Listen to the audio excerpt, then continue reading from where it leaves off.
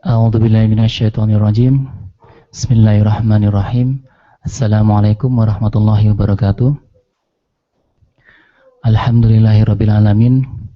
Alhamdulillahilladzi hadana lihada wa ma kunna linahtadiya laula an hadanallah.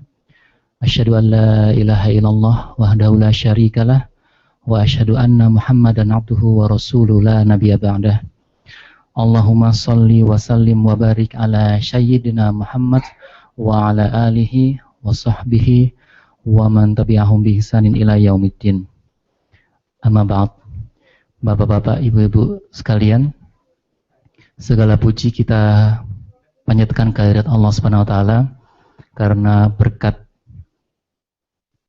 petunjuk dan hidayah yang diberikan serta karunia yang dilimpahkan kepada kita semua, maka kita bersama-sama dapat berkumpul di tempat yang mulia ini dalam keimanan kepadanya. Sesungguhnya bahwa hidayah atau petunjuk yang Allah berikan kepada kita itu adalah sesuatu yang paling mahal harganya. Barang siapa yang diberi petunjuk oleh Allah, maka tidak ada seorang pun yang dapat menyesatkannya. Dan barang siapa yang disesatkan oleh Allah, maka tidak ada satu orang pun yang dapat memberikan petunjuk kepadanya. Maka mari kita bersama-sama bersyukur atas karunia yang telah diberikan kepada kita, karunia keimanan, karunia Islam yang tetap ada dalam hati kita. Dan semoga kita terus diberikan oleh Allah dalam naungan keimanan ini hingga akhir hayat kita, insyaallah. Amin. Bapak-bapak, ibu-ibu sekalian, petunjuk atau hidayah yang diberikan kepada Allah, kepada manusia itu merupakan sesuatu yang tak ternilai dan bisa dalam berbagai macam bentuk yang dirasakan oleh setiap individu. Salah satu yang paling sering terjadi adalah datangnya hidayah atau petunjuk dari Allah itu adalah melalui keajaiban-keajaiban yang ada di dalam kitab suci Al-Quran. Dalam sebuah kisah di sebuah kota di negara Perancis, ada seorang anak kecil Yahudi yang tinggal di sebuah apartemen yang di situ ada seorang bapak-bapak bernama Ibrahim dari Turki yang punya warung. Kemudian si anak kecil ini sering turun dan lewat warung tersebut, ya. Kemudian ketika dia keluar dari warung tersebut, dia ngambil coklat, ya, dasar anak kecil ya. Dia ambil coklat gitu, dikantongin tanpa bilang kepada si pemiliknya. Dan rupanya si pemilik toko tersebut, pemilik warung tersebut mengetahui hal tersebut. Nah, kemudian pada suatu hari ketika si anak kecil ini datang, lalu dia pergi tanpa mengambil coklat. Lalu si Bapak Ibrahim ini memanggil dia. Dipanggil dan tanya, kenapa kok nggak kamu ngambil coklatnya gitu. Nah, Rasulullah dia malu dan dia takut gitu ya karena ketahuan. Lalu kemudian malah oleh Bapak Ibrahim itu diberi coklat oleh anak itu. Nah, kemudian sejak saat itu kemudian antara Bapak Ibrahim dan anak kecil ini yang bernama Yad, mereka menjadi akrab. Kemudian ketika si anak ini beranjak remaja dan dewasa, setiap kali dia ada masalah, dia selalu datang kepada Bapak Ibrahim ini. Ya. Setiap ada masalah, dia datang, dia ceritakan masalahnya. Dan setiap kali dia datang, Bapak Ibrahim ini selalu mengambil sebuah buku, lalu buku tersebut dibuka secara acak, kemudian halaman yang ada di situ dibaca bersama-sama. Dan subhanallah, setiap kali mereka membaca itu, ia merasa langsung mendapatkan ketenangan dan solusi atas masalah yang dihadapi. Itu berlangsung terus hingga kemudiannya dewasa, lalu dia pindah dari kota tersebut.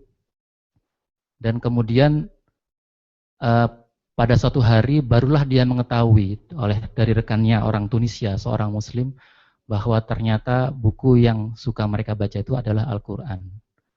Nah, sejak saat itu kemudian dia mengikatkan diri menjadi seorang muslim. Subhanallah, dia mendapatkan hidayah melalui Al-Quran. Ini adalah hanya segelintir, hanya secuil kisah anak manusia yang mendapatkan hidayah melalui Al-Quran.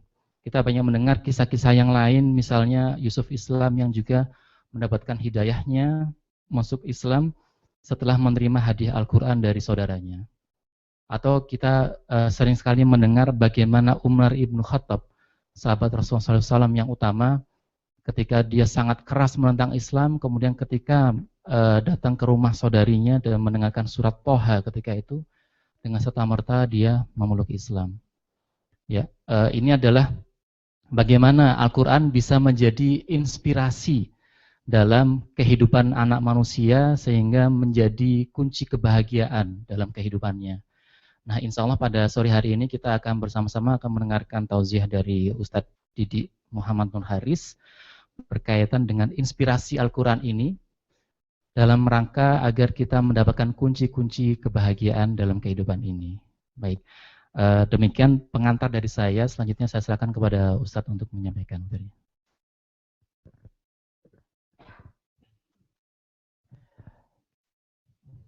Bismillahirrahmanirrahim. Assalamualaikum warahmatullahi wabarakatuh. Alhamdulillahi rabbil alamin. Wa bihi nasta'inu ala umurid dunya waddin. Wassalatu wassalamu ala ashrafil anbiya'i wal mursalin. Nabiyyina Muhammadin wa ala alihi wa ashabihi wa man tabi'ahum bi ihsanin ila yaumiddin. Rabbi syrah li sadri wa yassir li amri wahlul 'uqdatam min lisani yafqahu qawli, amma ba'd. Bapak-bapak, ibu-ibu, kaum muslimin dan muslimat, shaimin dan shaimat yang dirahmati Allah Subhanahu wa taala, sungguh senantiasa hanya syukur dan segenap pujian ya kita panjatkan atas karunia yang begitu banyak Allah limpahkan kepada kita. Tentu bila mana kita mencoba untuk menghitung-hitungnya, pastilah kita akan lemah ya, sanggup untuk menghitung-hitungnya. Mudah-mudahan duduknya kita bersama pada kesempatan sore hari ini, Allah Subhanahu wa taala jadikan sebagai asbab terjaganya istiqomah kita, insyaallah terpeliharanya iman dan ketakwaan kita, dan mudah-mudahan hidayah yang tadi disampaikan oleh saudara kita Bapak Catur ya, sebagai salah satu nikmat terbesar ya, mampu kita pelihara, ya, kita jaga hingga kita menjemput ajal kita insyaallah. Amin ya rabbal alamin. Salawat serta salam tidak lupa kita sampaikan ya kepada baginda Nabi Muhammad sallallahu alaihi wasallam, keluarga, para sahabat beliau serta seluruh umatnya hingga akhir zaman. Hadirin Bapak Ibu sekalian yang dirahmati Allah Subhanahu wa taala, mudah-mudahan sedikit renungan dari beberapa ayat-ayat Al-Quranul Karim ya, mampu kembali mengokohkan dan menancapkan ya, sisi nilai ya, kebahagiaan yang tentu dicari ya oleh setiap manusia ya. Setiap kita ingin mendapatkan kebahagiaan ini. Sore hari ini mudah-mudahan menjelang berbuka ya, banyak harapan yang kita tanggalkan ya di hadapan Allah Subhanahu wa taala. Ya, terlebih waktu menjelang berbuka ini merupakan di antara saat yang mustajab ya, yang disebut oleh Nabi sallallahu alaihi wasallam, lis-shaimi 'inda fitrihi da'watun mustajabah. Ya. Bagi orang yang berpuasa saat menjelang berbuka, dia mendapatkan doa yang mustajab. Ya. Kemudian juga waktu petang hari seperti ini termasuk waktu yang primadona ya, di mana pergantian malaikat ya, yang Rasulullah Shallallahu Alaihi Wasallam tegaskan, ini langsung amal ini akan disampaikan ya kepada Allah Subhanahu Wa Taala. Mudah-mudahan ini banyak ya kita berdoa ya, terutama doa minta kebahagiaan ini, sebagaimana topik dan tema yang untuk diangkat pada kesempatan sore hari ini. Rabbana atina fid dunya hasanah wa fil akhirati hasanatan wa qina adzabannar. Ya. Orang sering menyebut doa ini doa sapu jagat katanya. Ya. Jadi semua dunia dan akhirat tercapai ya. Tentu kita ingin termasuk di antara kelompok yang ini ya. Sebab nasib manusia ini kira-kira ada berapa kondisi ya. Ada orang yang bahagia dunia tapi sengsara akhiratnya. Ada yang mau di sini? Bahagia dunia, di akhiratnya sengsara. Ya. Kira-kira ini mewakili kelompok orang-orang yang tidak beriman. yang Allah Subhanahu wa taala tegaskan ya, bahwa mereka akan diberikan kesenangan tetapi sedikit ya. Numatti'uhum qalilan tsumma nattarruhum ila jahannam ya. Jadi kami berikan mereka kesenangan, numatti'uhum qalilan, sedikit. Lalu kemudian mereka nanti akan dipaksa masuk ke dalam jahannam ya. Walladzina kafaru yatamatta'una wa ya'kuluna kama ta'kulul an'amu wan naru mathwal lahum. Orang-orang yang tidak beriman itu mereka bersenang-senang. Surat Muhammad ya. Mereka bersenang-senang. Wa ya'kulun, mereka pun juga makan dan minum ya. Kama ta'kulul an'am, seperti halnya bersenang-senangnya dan makan minumnya binatang ternak ya. Ya. Lalu ketika mereka meninggal, wan naru mathwal lahum. Lalu neraka kemudian menjadi tempat kembali mereka. Na'udzubillah min dzalik. Nah ini ada di antara manusia yang punya nasib ini. Ada juga yang sengsara dunia, bahagia akhirat. Ada yang mau ini? Kira-kira kita pun juga tidak mau juga ini ya. Sengsara di dunia, walaupun akhiratnya kita berbahagia. Tapi kenyataannya sepertinya ya, hampir kebanyakannya itu masuk dalam kategori ini. Kurang bernasib, untung ya di dunia ini. Dalam pandangan secara lahiriah ya. Jadi kebanyakannya masih dalam di bawah garis kemiskinan, masih memerlukan ya. Ya sedikit ya prosentasenya mereka yang secara lahiriah berkemampuan dan juga memiliki kekayaan secara baik ya. Nah, Allah Subhanahu wa taala tentu bagi mereka seperti ini insya Allah ya kesabarannya. Tapi juga ada yang sengsara dunia, sengsara akhirat. Ini namanya kata orang Betawi udah jatuh ketiban tangga ya. Ada yang sengsara dunia, sengsara akhirat ya. Na'udzubillah min dzalik. Yang Allah sebutkan dalam surat Al-Ghasyiyah ya. Amilatun nasibah. Amilatun nasibah. Hal ataka hadithul ghasyiyah wujuhu yawma idzin khashi'ah amilatun nasibah. Mereka yang letih, mereka yang capek di dunia, tetapi nanti di akhirat pun juga nasibah. Mereka mendapatkan bagian yang sengsara juga ya. Ini subhanallah, mudah-mudahan kita tidak tergolong yang ini. Yang kita inginkan yang ini ya. Bahagia dunia dan juga bahagia akhirat. Maka selalu penutup doa kita ini, setiap kali kita berdoa ya, sering kita tutup dengan Rabbana atina fid dunya hasanah wa fil akhirati hasanah. Bapak Ibu sekalian, tentu segala sesuatu ada kuncinya. Setuju ini ya? Kalau kuncinya sholat apa? Kuncinya sholat, takbir. Nah, takbir itu kuncinya sholat. Kalau kunci surga, kata Nabi, miftahul jannah, la ilaha illallah. Ini kuncinya surga, la ilaha illallah. Kunci nikmat, syukur. Ya. Kalau kunci musibah, sabar. Nah ini kita ingin kuncinya bahagia. Ya. Apa yang Allah Subhanahu wa taala tawarkan kepada kita. Banyak orang mencari tapi salah kuncinya. Ada yang menganggap bahwa kuncinya bahagia ini ya. Punya rumah istana, punya uang banyak ya. Jadi depositonya di bank ya, jabatannya tinggi, penampilannya oke ya. Makanannya pun juga selera tinggi.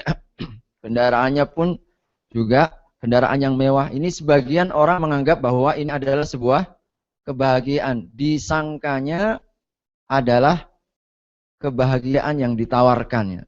Namun seringkali yang terjadi faktanya adalah sebaliknya. Banyak orang yang berduit mati dalam keadaan sengsara ya.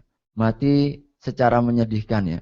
Banyak orang yang juga pejabat jatuh menghinakan. Banyak, tidak sedikit yang seperti itu. Penampilan menjadi sebuah bencana ya. Ini kenyataan-kenyataan yang kadang-kadang seringkali kita lupakan ya. Makanan menjadi sumber penyakit ya. Bahkan tidak sedikit orang yang hidup bergelimang harta, tinggal di istana bagaikan mereka di penjara. Nah, Bapak Ibu sekalian yang dirahmati Allah Subhanahu wa taala, saya ingin gambarkan sedikit beberapa komentar-komentar ya, pengalaman ya orang-orang yang pernah sudah mengalami puncak ya. Secara lahiriah mungkin ya. Secara duniawi, puncak prestasi tertinggi ya. Menjadi orang-orang yang jutawan. Tapi ternyata apa yang mereka kumpulkan tidaklah kemudian menjanjikan kebahagiaan. Jadi banyak ada juga yang bintang film seperti ini. Ini komentar-komentar mereka ya. Punya kecantikan, mereka punya penampilan, mereka punya popularitas dan sebagainya. Tetapi hidup mereka pun juga merana. Ada tanda tanya besar ya. Yang mereka ingin cari. Ternyata tidak pula mereka dapatkan. Seorang negawaran juga ada yang mengatakan seperti ini. Kehilangan semua hasrat hidup. Bahkan siap untuk mengakhiri hidupnya dengan segala macam cara. Subhanallah. Karena ternyata apa yang mereka raih, prestasi yang mereka inginkan tidak melahirkan sebuah kebahagiaan yang mereka cari-cari. Oleh karenanya, Bapak Ibu sekalian yang dirahmati Allah Subhanahu wa taala, mungkin ketika mereka mendapati segalanya dalam hidup, senang ya. Tapi belum tentu bahagia. Ternyata senang dan bahagia itu sesuatu yang berbeda. Orang senang belum tentu bahagia. Tapi insya Allah kalau orang bahagia, insya Allah senang ya. Oleh karenanya kita perlu sekali lagi menakar ya. Kata Dr. Martin ini orang ahli psikologi dan psikiater, tabiat kesenangan itu dua ya. Coba kita rasakan di dalam hidup sehari-hari ini. Apakah betul nggak ini apa yang disampaikan oleh beliau ini? Bahwa kalau yang namanya kesenangan itu sifatnya terbatas. Ya, terbatas. Ya. Betul lah ini. Coba kalau kita makan terbatas atau terus-menerus kita akan merasakan, paling sejengkal katanya kan. Jadi sejengkal saja, nikmatnya makan ya sejengkal. Ketika sudah lewat tenggorokan, habis. Ya. Pun juga ada titik jenuhnya. Kalau kebanyakan satu piring masih nyaman ya, dua piring sudah gak nyaman ya, habis ya. Ya, betul. Ya, nikmatnya ya sebegitu. Ya. Ternyata tidak banyak juga begitu. Orang yang mungkin merasa kita ini hampir 18 jam ya, perasaan pengen melahap 3-4 piring pun ketika di hadapan satu piring pun perasaan sudah habis. Ya, kita sudah merasa jenuh. Dan secara kedokteran pun ternyata, jadi ahli kedokteran mengatakan mendiagnosa orang yang lagi senang begitu, ada komponen tertentu dalam otaknya itu yang dipenuhi oleh hormon. Jadi ketika di-scan begitu, orang yang lagi senang begitu, jadi otaknya di-scan, ternyata bagian tertentu saja itu yang mengalami hormon peningkatan. Tapi ternyata lambat laun hormon itu semakin kuat dan semakin habis. Dan ketika hormon itu sudah memenuhi bagian itu, itulah muncul kejenuhan. Jadi sampai di situ saja. Oleh karenanya sifat kesenangan ini selalu sifatnya sementara, ya. Tidaklah abadi. Ya. Oleh karenanya sesungguhnya apa yang ada di sekeliling kita, yang di luar diri kita, apapun itu namanya yang mungkin dianggap orang sebagai sumber kesenangan, ternyata banyak mereka yang sudah meraihnya, lalu ternyata menjadi biang kehancuran mereka, bahkan juga sumber petaka mereka. Ya. Oleh karenanya Al-Quran menyebut ya dunia ini dengan ungkapan-ungkapan yang begitu spesifik, ya, begitu sangat detil. Ya. Qul mata'ud dunya qalil. Qul, katakan Muhammad, sampaikan kepada umat manusia, tidak hanya orang yang beriman, ya, termasuk juga kita, mata'ud dunya, kesenangan dunia itu qalil, adalah sedikitnya.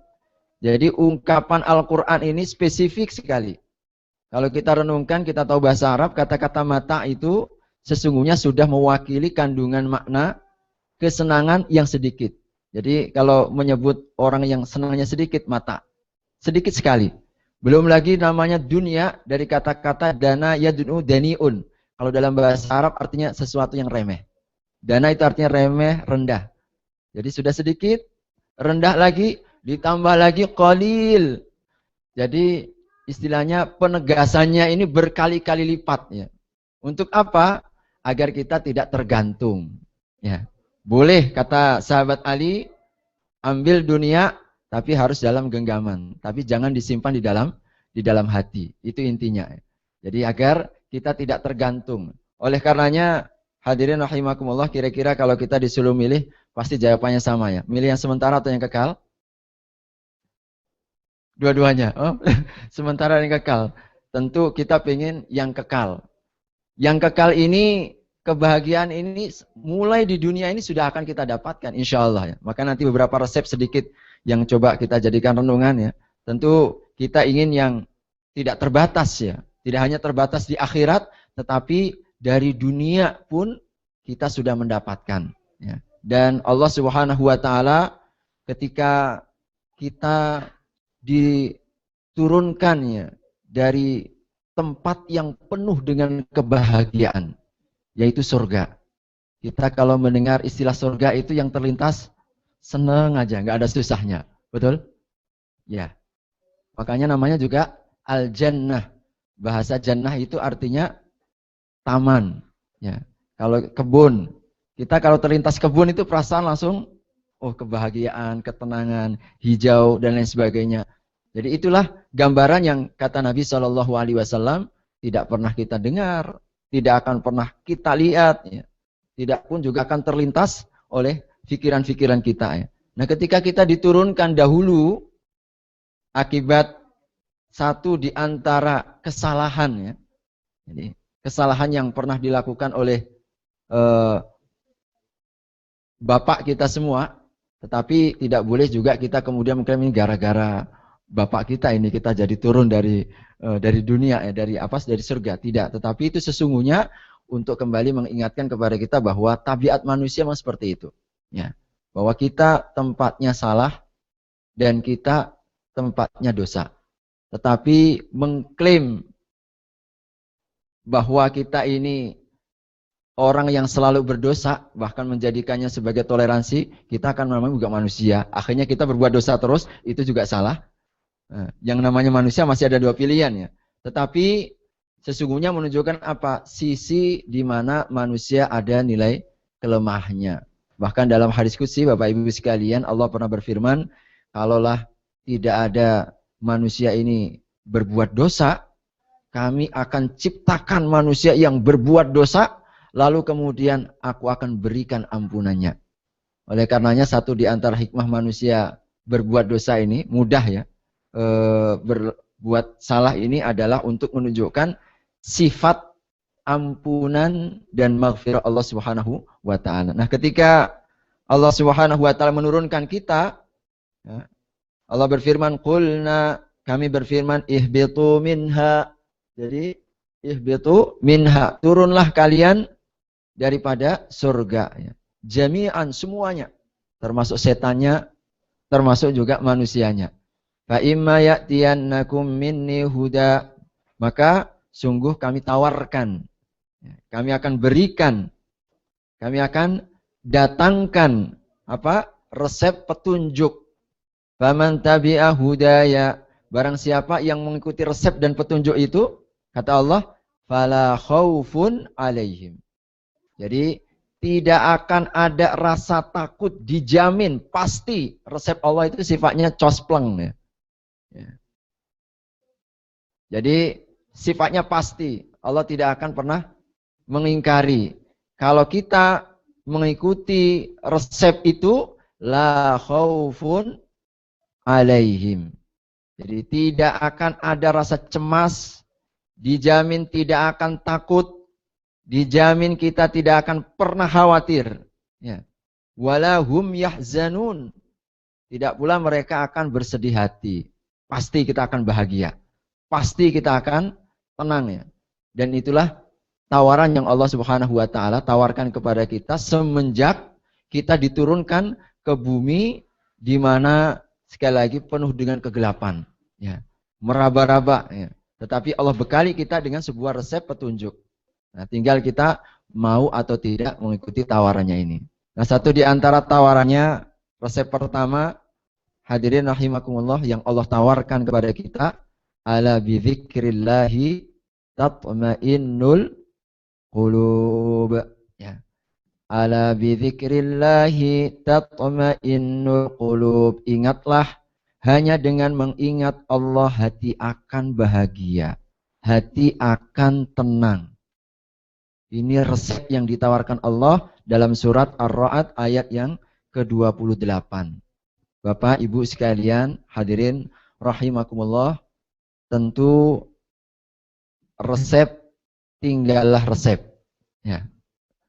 Kalau ada seorang dokter menawarkan resep kepada kita, kepada pasiennya, ini resep mujarab.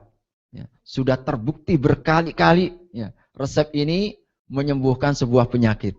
Tapi kalau resep itu hanya dikatakan resep, kita tidak coba untuk pergi ke apotik, lalu beli obatnya, ya. Sudah dibeli pun, sampai di rumah, kalau didiamkan, juga tidak akan pernah berfungsi. Kapan berfungsinya? Kalau kita menelannya. Kalau kita meminumnya, baru kita akan merasakan. Maka begitu pun juga Bapak Ibu sekalian, resep ini hanya tinggal kenangan.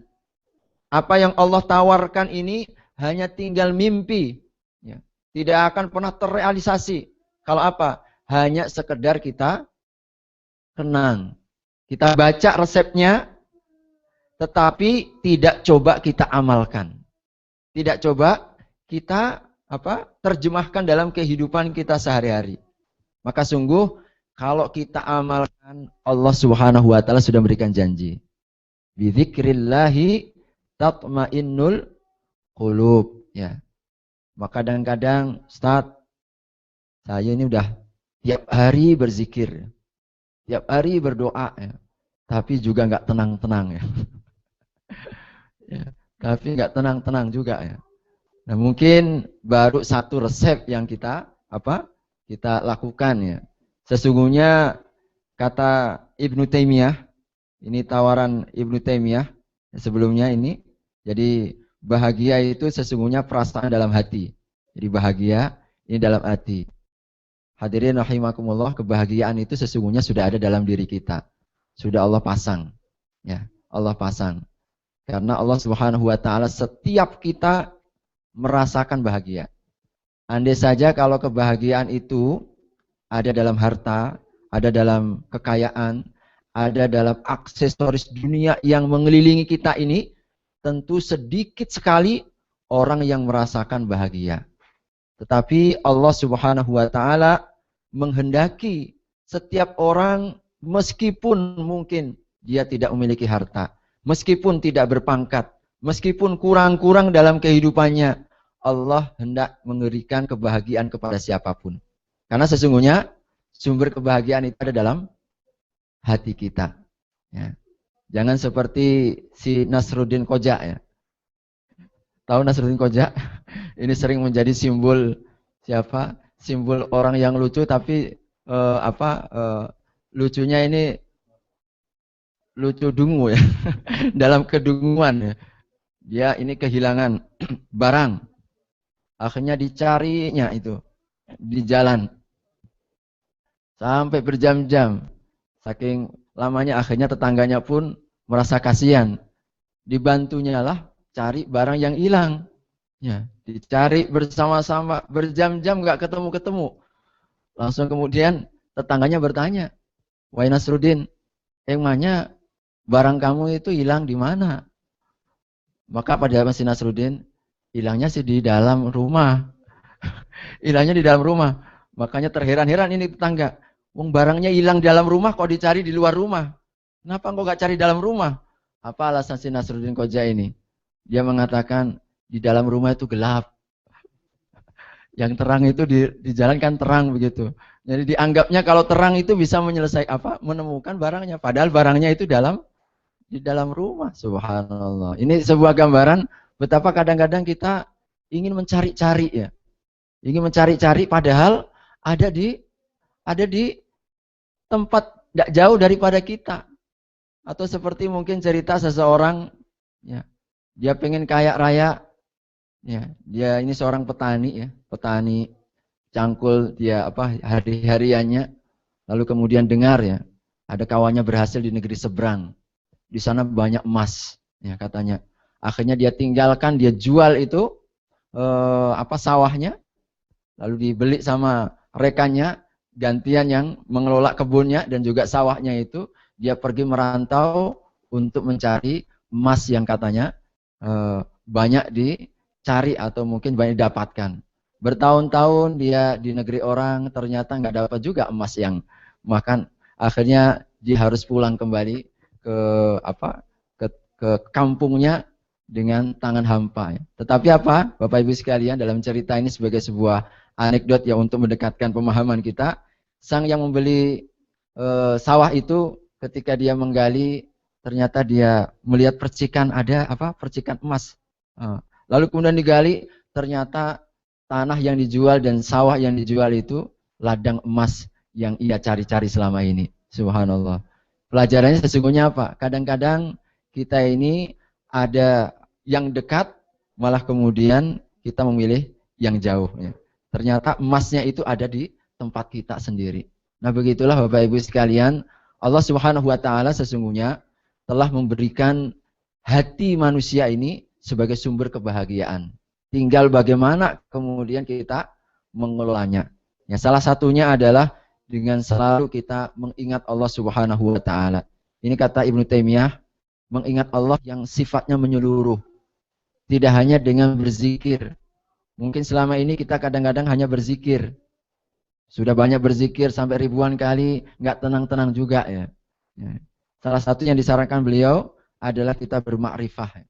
Agar semakin zikir kita ini bermutu, berkualitas. Kita dengan bermakrifah, mengetahui dengan sempurna sifat-sifat Allah Subhanahu wa Ta'ala melalui Asmaul Husnanya, sifat-sifatnya yang Allah Subhanahu wa Ta'ala kenalkan, minimalnya 99 itu ya yang ada dalam Asmaul Husna. Tapi sesungguhnya lebih daripada itu, kita kemudian berzikir kepada Allah Subhanahu wa Ta'ala melalui asma dan juga sifat-sifat Allah Subhanahu wa Ta'ala yang dikenalkan. Kemudian kita mentauhidkannya. Jadi mengesahkan Allah semata ya. Baik dalam harapan kita, dalam takut kita, dalam tawakal kita. Nah, kalau kita sudah semakin mengenali Allah, ya, kita semakin bermakrifat ya kepada Allah Subhanahu wa Ta'ala, maka insya Allah nilai-nilai makrifat itulah yang insya Allah akan senantiasa menancap ya. Menancap. Oleh karenanya Bapak Ibu sekalian, kehidupan sehari-hari yang kita jalani ini sesungguhnya adalah hamparan ya, nikmat-nikmat Allah untuk lebih mendekatkan kita dengannya. Andai saja kita peka ya terhadapnya. Sesungguhnya semua adalah hamparan pembelajaran yang Allah berikan kepada kita. Tinggal bagaimana kemudian kita memaknai setiap tahap, setiap episode yang Allah Subhanahu wa Ta'ala berikan ya kepada kita. Tetapi sungguh ya semisal Al-Quran sajalah tadi juga sampaikan, subhanallah sudah begitu banyak ya mukjizat ya yang Allah berikan, sekedar kita baca saja sesungguhnya insya Allah akan mendatangkan ketenangan. Di Inggris saya pernah baca sebuah artikel ya, di Inggris itu sudah mulai diterapkan pengobatan dengan mendengarkan bacaan Al-Quran. Ya. Silakan nanti dicari ya di YouTube, itu ada salah satu imam Masjidil Haram ya, Al-Khutami, siapa namanya? Ujungnya Al-Khutami ya. Saya masih ingat beliau ketika beliau mencoba untuk melakukan semacam survei, analisa. Dia datangi seorang yang sama sekali tidak punya iman kepada Al-Quran.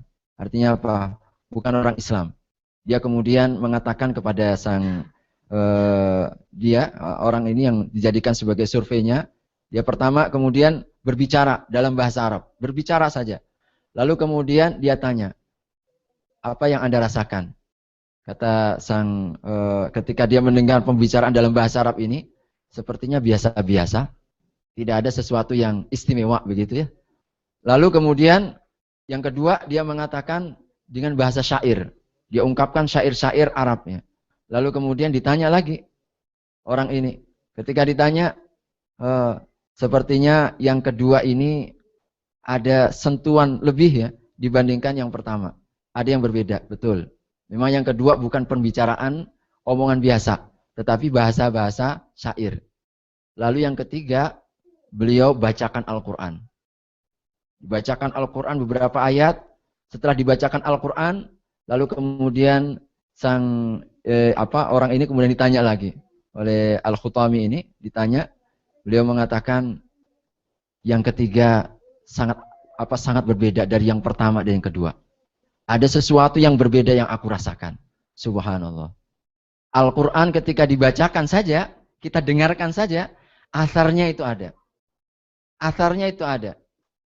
Lebih-lebih ketika kita kemudian mendapati informasi satu yang sangat luar biasa ya, temuan orang Jepang ya, rahasia air ya. Ternyata ketika dibacakan dia umpat, susunannya berbeda. Ketika dia dibicarakan biasa, susunan juga berubah. Tetapi ketika dibacakan dengan puji-pujian, dibacakan dengan zikir dan sebagainya, susunannya sangat indah sekali. Jadi jikalau air saja, mungkin yang kita anggap makhluk benda mati ya, punya respon, ada efek, ya, ada pengaruh ketika diajak untuk berbicara, ya. Diajak untuk dibacakan dengan nilai-nilai ayat-ayat Allah Subhanahu wa taala. Maka sungguh ketika Allah Subhanahu wa taala salah satunya mengajak kita untuk banyak berzikir, dan zikir yang paling utama salah satunya adalah membaca Al-Qur'an. Karena tidak ada sebuah bacaan yang paling utama ketika kita membaca firman-firman Allah Subhanahu wa taala. Maka sungguh ketenangan itu akan hadir, ya. Ketenangan itu pasti akan kita dapatkan. Terlebih 70% badan kita ini kan isinya air ya. Maka ketika kita bacakan secara otomatis, subhanallah, saya pernah bertemu kakak kelas ya, Ustadz Fadlan namanya. Ustadz Fadlan ini pakar ruqyah ya di Indonesia salah satunya. Banyak kaset-kaset ruqyah beliau buat. Ruqyah itu bacaan-bacaan. Ya kalau orang dukun disebutnya dengan jampi-jampi lah begitu ya. Bacaan-bacaan, tetapi ada rekomendasinya. Jadi sudah melalang buana, banyak mengobati orang-orang yang kena kesurupan, orang yang kadang-kadang dideteksi secara lahiriah nggak tampak, tetapi ada perasaan-perasaan yang macam-macam. Dia pernah menguji ada jin masuk ke dalam seseorang, lalu kemudian dia membaca. Bacaan-bacaan yang diajarkan oleh Nabi, suruh baca ayat kursi, diminta untuk baca Al-Fatihah, dibaca akhir surat Al-Baqarah, akhir surat Al-Hasyr, lalu kemudian dibacakan beberapa ayat Al-Baqarah dan sebagainya. Dia kemudian mengatakan, kenapa kau masuk kepada dia? Masuk aja kepadaku, kan begitu. Dikatakan kepada orang yang diobati, masuk aja kau kepadaku, lagi sedang komunikasi dengan jinnya itu. Saya nggak bisa. Kenapa nggak bisa? Karena ada auranya yang sulit untuk ditembus. Nggak bisa masuk dia. Nggak bisa masuk. Makanya kita yakin seyakin-yakinnya bahwa ketika kita membaca sesuatu, ya, di antara yang Allah janjikan, Allah akan jaga kita. Kemudian Allah akan hadirkan ketenangan dalam diri kita, insya Allah pastinya. Oleh karenanya, hadirin rahimakumullah, kalau rumah itu sering dibacakan Al-Quran, insya Allah rumah pun juga akan tenang. Sama seperti kita, kalau diri kita yang suka baca Al-Quran, zikir, insya Allah akan tenang. Tapi kalau tidak jarang dibacakan Al-Quran, kata Nabi SAW, maka rumah itu seperti kuburan. Makanya kata Nabi SAW katakan, kalau rumah itu kita buat ibadah, kita buat baca Al-Quran dan sebagainya, setan gak akan pernah mampir. Betul, itu janji Nabi SAW. Ya, makanya Nabi menyarankan, kalau kita menutup pintu, baca Bismillah. Kalau kita menutup makanan, baca Bismillah. Menutup jendela, baca Bismillah. Karena kalau kita membaca itu, maka setan mengatakan, la mabita hadhil lailah. Ini kata Nabi. Malam hari ini tidak ada inapan gratisan. Begitu, nggak ada inapan. Maknanya apa? Kalau kita lupa berzikir, oh malam ini banyak ya penginapan terbuka ya bersama kita. Ya. Makanya Allah katakan di surat Al-Isra, wasyarikhum fil amwali wal aulad. Kami akan sertai mereka. Itu siapa ini? Ini janjinya setan ya. Kami akan sertai mereka itu dalam harta dan makanan mereka. Dalam harta termasuk salah satunya adalah dia menginap di tempat kita. Kalau kita lupa makan, maka dia pun makan sama kita. Makanya ceritanya dalam hadis itu ada setan gemuk, ada setan kurus. Betul itu. Ada setan gemuk, ada setan kurus. Ketemulah itu setan yang gemuk. Kenapa kau gemuknya? Makmur sekali. Yang satu, kenapa kau kurus kering begini? Banyak puasa kali ya?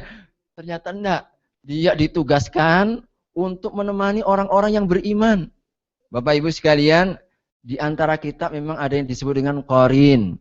Ada yang disebut dengan qarin. Setiap kita, masing-masing ada qarinnya yang menyertai kita. Termasuklah Nabi SAW. Ketika Nabi menyampaikan seperti itu, para sahabat bertanya, engkau juga ya Nabi, ada qarinnya. Qarin itu apa? Setan yang ditugaskan pada setiap manusia. Itu bisa dibayangkan ya, setan nggak mati-mati.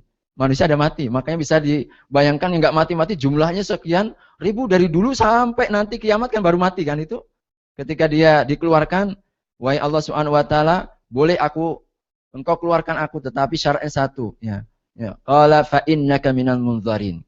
Aku minta tangguhkan ya Allah sampai hari kiamat. Betul diberikan oleh Allah penangguhan. Dan Bapak Ibu sekalian, kata Nabi SAW, ini semuanya ada hadis-hadisnya, saya tidak akan menyampaikan sesuatu yang nggak ada dasarnya. Kata Nabi SAW, setan itu suka juga melakukan rapat. Sama seperti kita. Tapi kalau rapatnya mereka di atas air. Rapat mereka di atas air. Makanya kerajaan setan itu rata-rata di samudra. Wallahu a'lam bishawab. Apakah ada kaitannya dengan segitiga bermuda atau wallahu a'lam bishawab. Katanya agak sedikit angker begitu. Tetapi kata Nabi SAW, kerajaan mereka itu di atas air. Dan mereka suka membuat rapat. Apa rapatnya? Mereka mengevaluasi. Suka mengevaluasi. Mencek. Kamu ini tugas ini kepada si fulan, apa kerjaanmu hari ini? Apa prestasimu? Begitu. Jadi mereka dicek satu persatu prestasinya untuk menggoda manusia. Sampai kalau mereka mendapatkan prestasi yang tertinggi diberikan hadiah, mungkin pangkatnya naik begitu, ketika mereka bisa memisahkan antara suami dan istri. Subhanallah. Jadi prestasi yang salah satu yang dihargai tinggi, kata Nabi SAW dalam ceritanya itu, kalau ada salah seorang setan itu sanggup memisahkan suami istri, bercerai begitu. Oh, pangkatnya naik ini. Ya, pangkatnya naik. Maka hati-hati ini ya. Makanya hati-hati ini. Jadi sampai seperti itu. Nah, Bapak Ibu sekalian, ini Allah Subhanahu wa taala sudah memberikan resep ya kepada kita. Jadi agar kita senantiasa dijaga ya oleh Allah Subhanahu wa taala. Oleh karenanya kalau orang selalu ingat dengan Allah, Bapak Ibu sekalian, kadang-kadang ini kalau dekat dengan Allah, kita senantiasa berzikir, kita semakin bermakrifat ya kepada Allah, jadi semakin faham ya, karena kita sering mengkaji Al-Quran ya. Akhirnya kita memiliki satu alasan, 1001 alasan ketika kita mengalami fenomena-fenomena dalam kehidupan kita.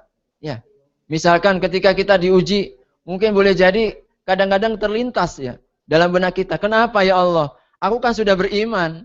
Aku kan sudah taat, aku kan sudah puasa, sholat 5 waktu sudah aku lakukan. Tetapi kenapa ujian kok semakin beruntun, bertubi-tubi? Mungkin jawabannya kalau kita makrifatnya kepada Allah, dijawab oleh Allah surat Al-Ankabut kan? Ahasiban nasu ayyutraku ayyaqulu amanna wahum la yuftanun. Nah, adakah manusia itu mengira kalau sudah beriman, mereka akan dibiarkan tanpa ujian? Bapak Ibu sekalian, kalau kita suka pengajian, kita suka mengkaji, kita semakin bermakrifat kepada Allah, akhirnya apa? Akhirnya ayat-ayat seperti ini menjadi sentuhan yang sangat luar biasa. Jadi sentuhannya luar biasa. Sehingga akhirnya apa? Kita tenang. Oh memanglah. Kita bukan berarti setelah menjadi orang beriman, tidak akan diuji ya. Kalau kemudian ujian ini kadang-kadang kita ada sebuah keinginan yang tidak kita inginkan, lalu kemudian yang terjadi malah sebaliknya. Kita pun punya 1001 alasan yang Allah Subhanahu wa taala berikan ketika membaca Al-Qur'an ya. Jadi mengapa ujian itu berat ya? Allah katakan la yukallifullahu nafsan illa wus'aha ya. Allah Subhanahu wa taala.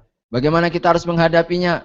Maka Allah memberikan sarannya, ya ayyuhalladzina amanu sabiru wasabiru warabitu wattaqullaha la'allakum turhamun. Ini kalau kita suka membaca Al-Qur'an. Bagaimana kita menghadapinya? Allah Subhanahu wa taala berfirman, "Wasta'inu bis-sabri was-shalah wa innaha lakabiratun illa 'alal khashiin." Jadi, apa yang kita dapatkan? Allah menjanjikan kepada kita, "Innallaha ashtara minal mu'minina amwalahum anfusahum wa amwalahum bi anna lahumul jannah." Allah juga berfirman bahwa kalau kita merasa penatnya, beratnya luar biasa, wala tai'asu innahu la yai'asu min rauhillah illal qaumul kafirun. Jadi ada alasan tersendiri. Ini kalau kita makrifat.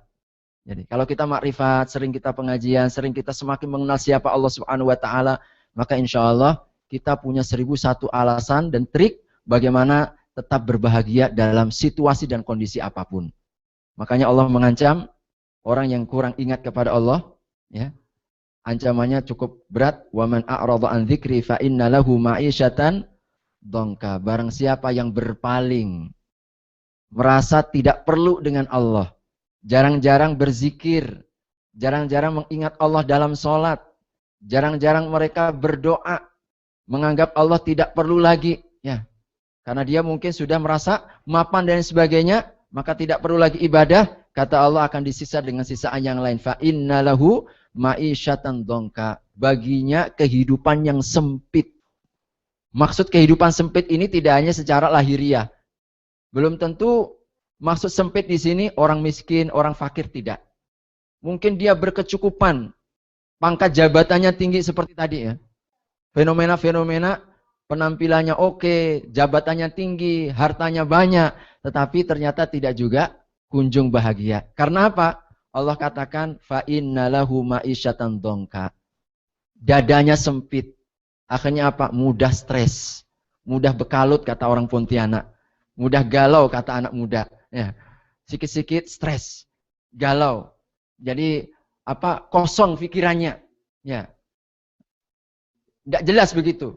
Jadi sesuatu yang sulit ya untuk mereka tafsirkan. Itulah namanya ma'isyatan dongka. Di dunianya mereka seperti itu keadaannya. Ya, tidak pernah bahagia. Wa nahsyuruhu yaumal qiyamati a'ma. Kelak di akhirat mereka akan digiring dalam keadaan buta kata Allah. Lalu mereka protes di hadapan Allah nanti. Qala rabbi lima hasyartani a'ma. Ya Allah wahai Tuhanku, kenapa Engkau giring kami? Ya, mengapa Engkau kumpulkan kami bersama orang-orang yang buta? Wa qad kuntu basira. Padahal dulu waktu kami hidup di dunia kami melihat. Ya, kami bisa menatap. Tetapi kenapa Engkau butakan kami ya Allah? Maka apa jawaban Allah kelak kepada mereka-mereka itu?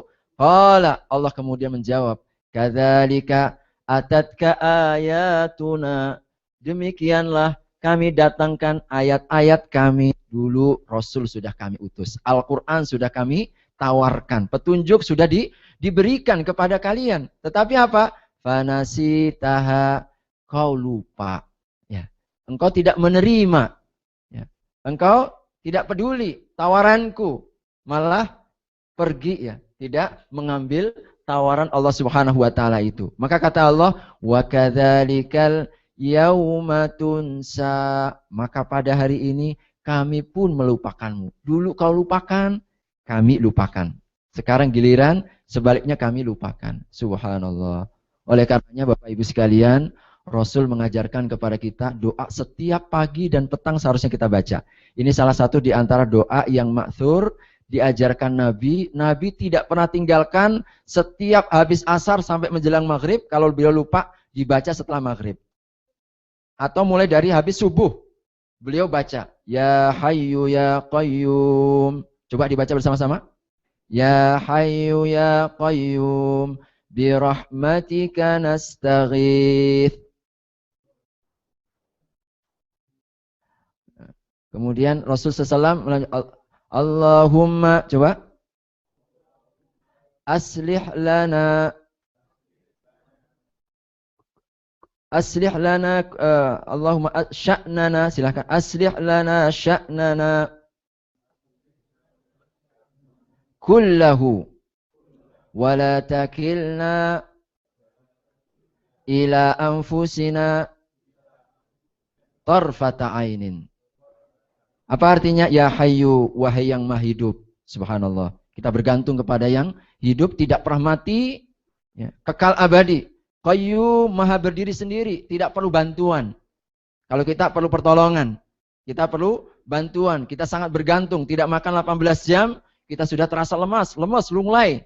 Ya, Subhanallah. Allah Subhanahu wa taala tidak tidur, berdiri sendiri, tidak perlu bantuan. Ya Hayyu Ya Qayyum. Lalu apa doanya? Aslih lana sya'nana. Ya Allah, perbaiki seluruh urusanku.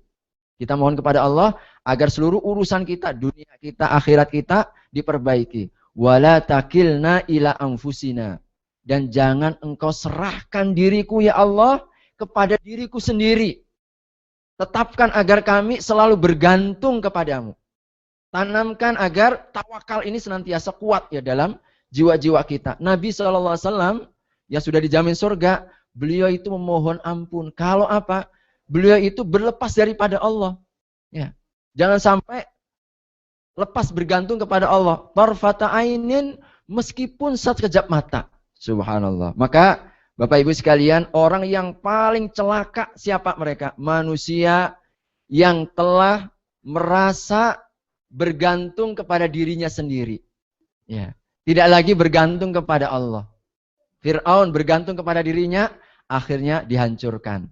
Qarun bergantung kepada selain Allah, akhirnya dihancurkan dengan hartanya. Subhanallah.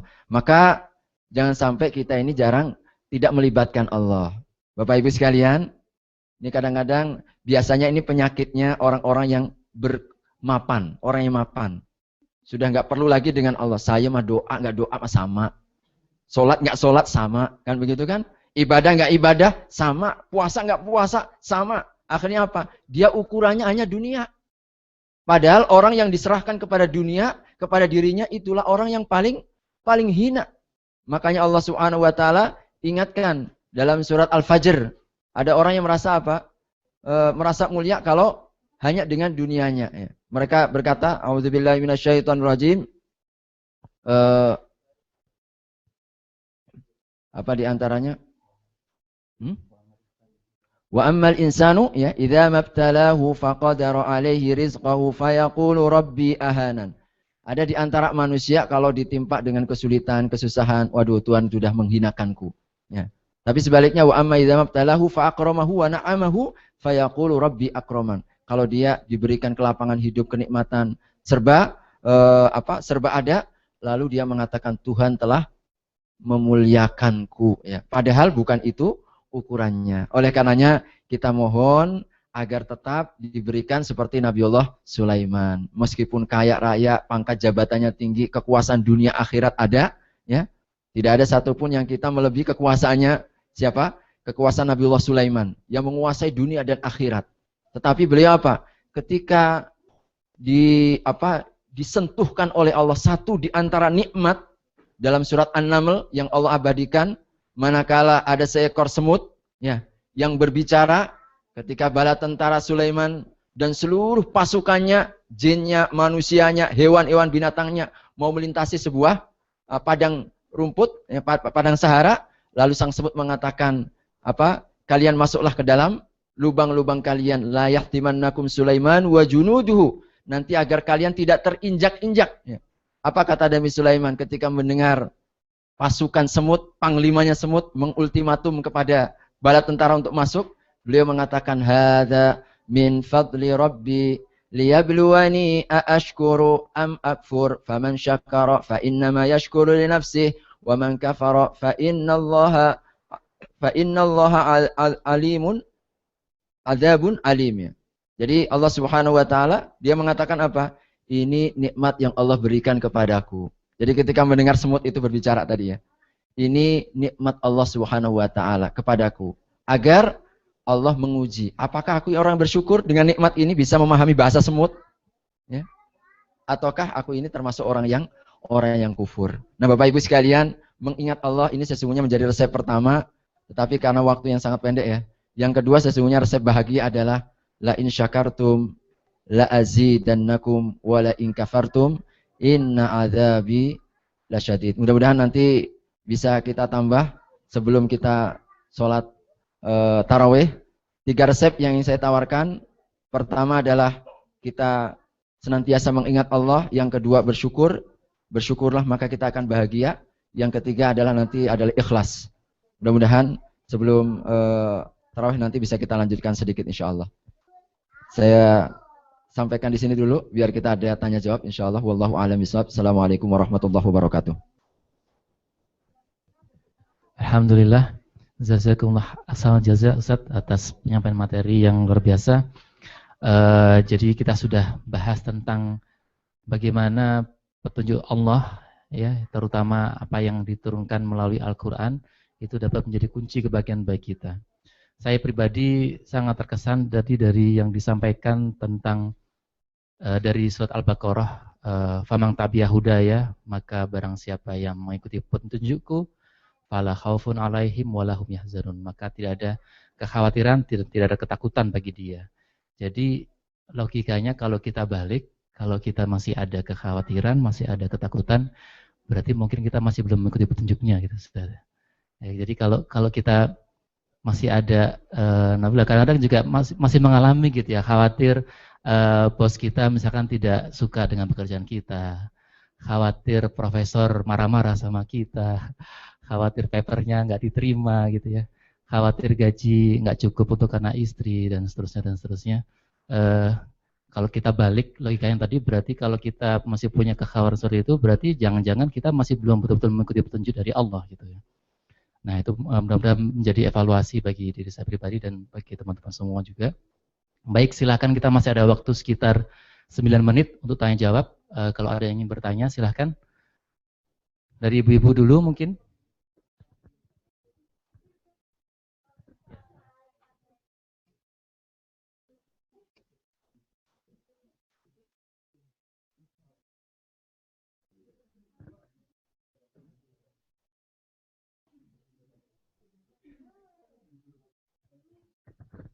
Dinyalakan dulu, Mbak.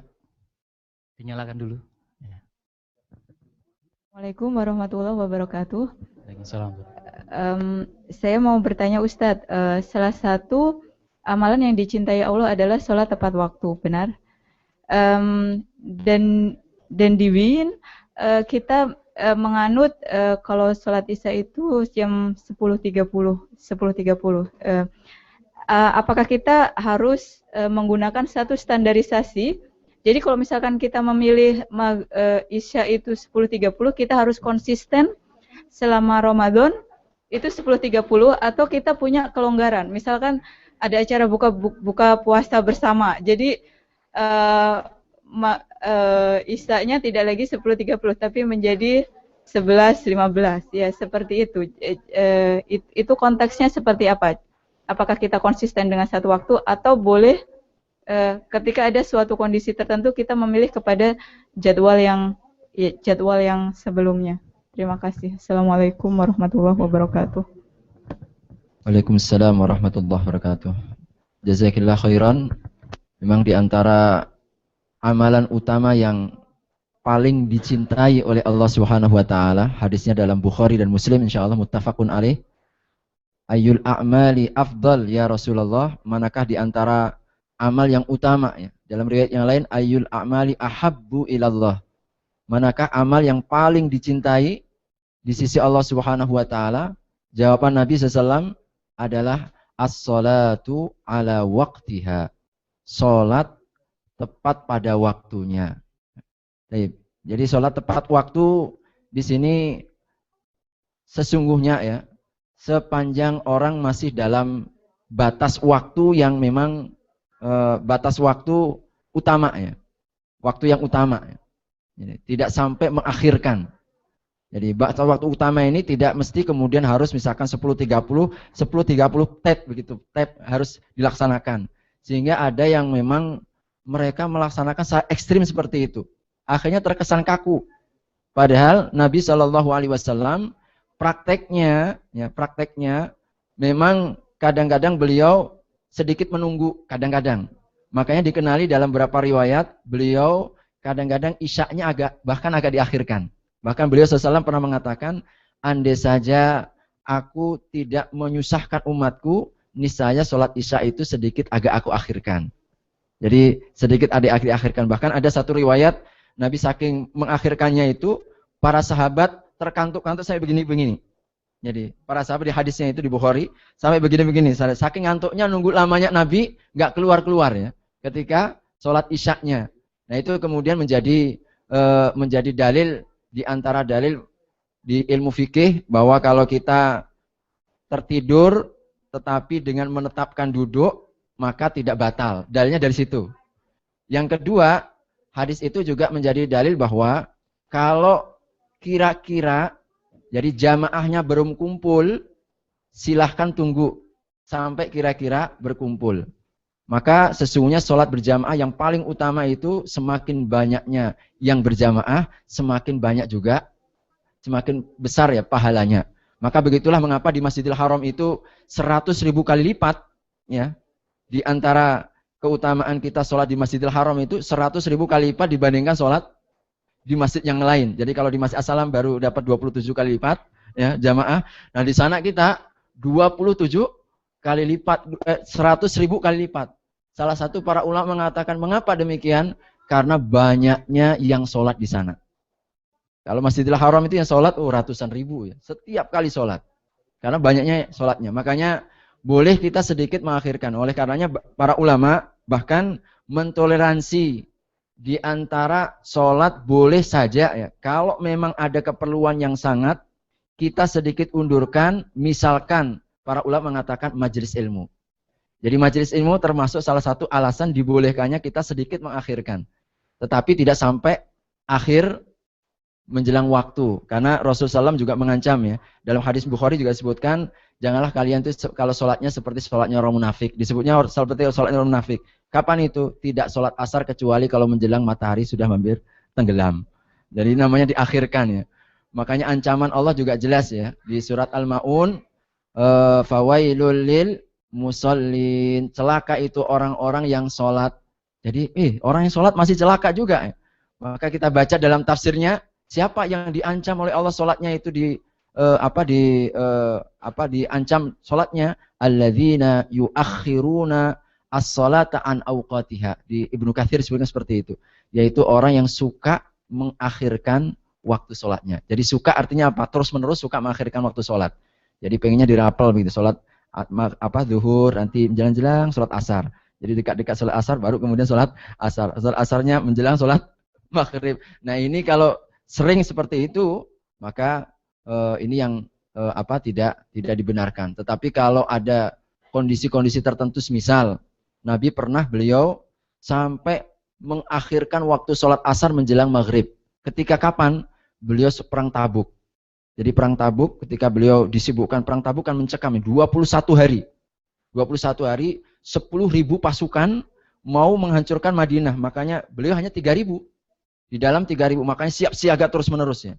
Saking waspadanya siap siaga, karena khawatir mereka masuk ke kota Madinah, sampai sholat asar itu agak diakhirkan. Makanya akhirnya perbuatan Nabi ini kadang-kadang, jikalau suatu ketika ada hal-hal yang memang di luar kemampuan kita, ya apa berbuat? Ini namanya sesuatu yang ditoleransi. Jadi sesuatu yang ditoleransi, maka diperbolehkan ya. Kita misalkan menjamak itu boleh ya. Ketika sakit, boleh menjamak. Ketika kita bepergian, ini toleransi, kita juga boleh menjamak. Sebagian ulama mereka menggolongkan juga boleh menjamak ketika kita menikah. Orang dalam pernikahan atau perkawinan, kadang-kadang ini dari mana mereka mengatakan itu? Dari Nabi pernah suatu ketika menjamak suatu hari ya. Tidak pergi, tidak sakit, tidak ada kebutuhan apa, tahu-tahunya kemudian beliau menjamak. Ternyata kata Ibnu Abbas, agar ini untuk memudahkan kalian sewaktu-waktu kalau memang diperlukan. Kalau memang diperlukan, nah ini sebagian ulama mengatakan seperti itu. Tapi kalau tidak ada alasan apapun, kita akhirkan, maka termasuk di antara dosa besar. Wallahu a'lam bishawab. Sudah masuk waktu ya? Baik. Alhamdulillah. Jadi mudah-mudahan sedikit paparan, mudah kita bisa lanjutkan nanti sedikitnya. Allah berikan manfaat ilmu. Kita tutup pertemuan kita dengan doa kafaratul majelis. Subhanakallahumma wa hamdik asyhadu an la ilaha illa anta astaghfiruka wa atubu ilaik. Kita baca doa untuk makan, untuk iftar insyaallah. Dzabat dhama wa btallatil uruq wa thabatal ajr insyaallah. Assalamualaikum warahmatullahi wabarakatuh. Terima kasih Ustaz atas penjelasannya. Mungkin sebelum dinikmati takjilnya, maju ke depan supaya yang baru datang di belakang ada space karena di depan masih kosong. Ya. Baik. Silakan, insya Allah sudah masuk maghrib. Selamat menikmati buka puasa.